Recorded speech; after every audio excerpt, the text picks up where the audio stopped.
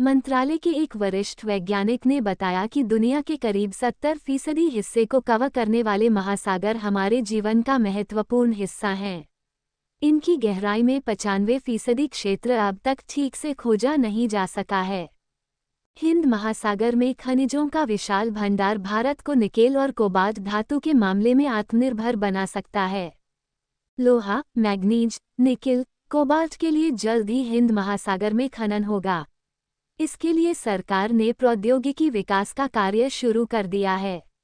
पृथ्वी विज्ञान मंत्रालय ने डीप ओशन मिशन के तहत उन सभी विश्वविद्यालय व संस्थाओं से जुड़ने के लिए खुला आमंत्रण दिया है जो लंबे समय से पृथ्वी विज्ञान को लेकर कार्य कर रहे हैं।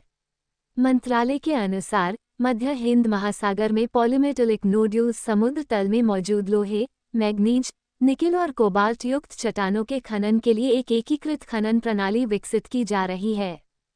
अधिकांश इलेक्ट्रिक वाहनों में उपयोग की जाने वाली लिथियम आयन बैटरी में निकेल और कोबाल्ट महत्वपूर्ण तत्व हैं।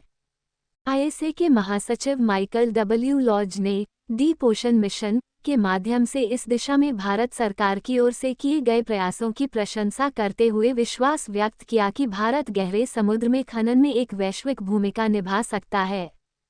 माइकल डब्ल्यू लॉज ने गांधीनगर में गुजरात नेशनल लॉ यूनिवर्सिटी में आयोजित समुद्रतल खनन पर अंतर्राष्ट्रीय सम्मेलन में संवाददाताओं को संबोधित करते हुए यह बात कही। आईएसए के महासचिव ने कहा, 1980 के दशक से भारत गहरे समुद्र में खनन के क्षेत्र में शुरुआती अग्रणी निवेशकों में से एक था। हाल के वर्षों में इस क्षेत्र में भारी प्रगति हुई है। डीप ओशन मिशन के तहत भारत की प्रगति अभूतपूर्व रही है। भारत में गहरे समुद्र में खनिज अन्वेषण और दोहन के क्षेत्र में वैश्विक स्तर पर नेतृत्व करने की क्षमता है। आईएसए 167 सदस्य देशों और यूरोपीय संघ का एक अंतर सरकारी निकाय है, जिसका मुख्यालय जमैका के किंगस्टन में स्थित है।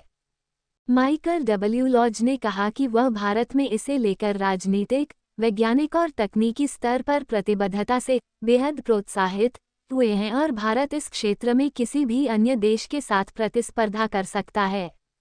उन्होंने कहा, भारत निकेल के क्षेत्र में आत्मनिर्भर नहीं है और यह भारत के लिए एक बड़ी समस्या पैदा कर सकता है जब तक कि आप घरेलू आपूर्ति विकसित नहीं कर लेते। लेकिन समुद्र तल में भारत की घरेलू मांग को पूरा करने के लिए निकेल पर्याप्त मात्रा में है। यदि भारत वैश्विक स्तर पर महत्वपूर्ण खनिजों के क्षेत्र में अग्रणी बनना चाहता है तो भारत के पास ऐसा करने की क्षमता है।